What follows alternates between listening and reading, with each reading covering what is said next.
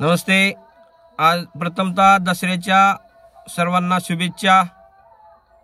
आज दसऱ्याच्या निमित्तानं शुभमुहूर्तावर माझ्या मनातील एक इच्छा व्यक्त करतो की येणारी रान्नी गटातील पंचायत समिती लढवण्याची इच्छा व्यक्त करतो। कारण आपण बघतोय 15-20 वर्षामध्ये गोरगरिबाची मुलं राजकारणामध्ये कमी प्रमाणात दिसायला लागलेले आहेत। सर्वांच्या मनामध्ये एकच इच्छा आहे की इलेक्शन लढवायचं म्हणलं तर पैसा लागतो। हे चुकीचं आहे। सामान्य जनतेसाठी काम करत असताना,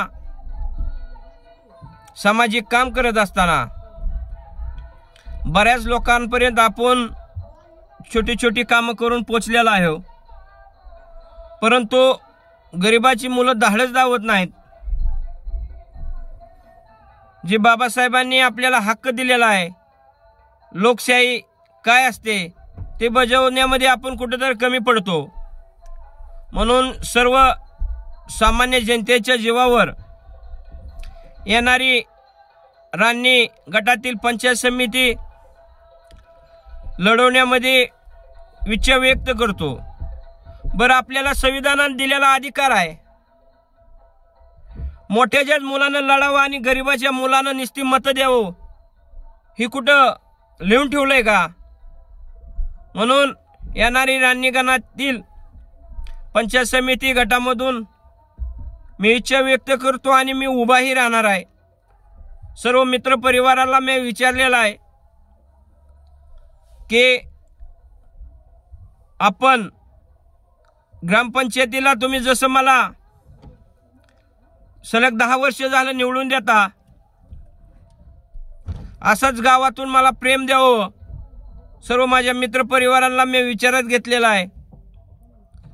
आणि बाहेर आपली दोस्त कंपनी आहे, विजय पराजय हे काय कुणाच्या कपाळावर लिहिलेला नसतो, पण लढण्याची इच्छा असेल तर आपण लढलं पाहिजे। म्हणून मी येणारी पंचायत समितीची निवडणूक लढवत आहे। सर्वसामान्य लोकांपर्यंत पोचायचं, सगळंच पैशावर होतं असं काय नसतं मित्रांनो। जर गरिबाचं पोरगं एखादं पंचायत समितीमध्ये जर गेलं, जर ज्या पद्धतीने तुम्ही मोठ्याला विचारायला जायचं म्हणलं त्याची वेळ घ्यावा लागते, त्याला दादा मामा म्हणावं लागतं। परंतु आपल्यातलाच एखादा मित्र जर पंचायत समितीच्या ठिकाणी जाऊन बसला तर आपल्याला हक्कानं काम सांगता येतं। आणि जसं गरिबाची पोरं काम करतात ती तसं दुसरं कोण करत नाही।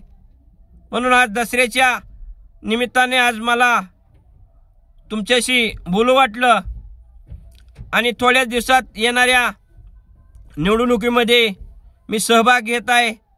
लोकांपर्यंत पोचायचं, जे घडल ते घडल, पण मी नक्की पंचायत समिती लढवणार आहे। एवढंच मी तुम्हाला सांगतो। तुमचा आशीर्वाद राहावा एवढीच विनंती करतो।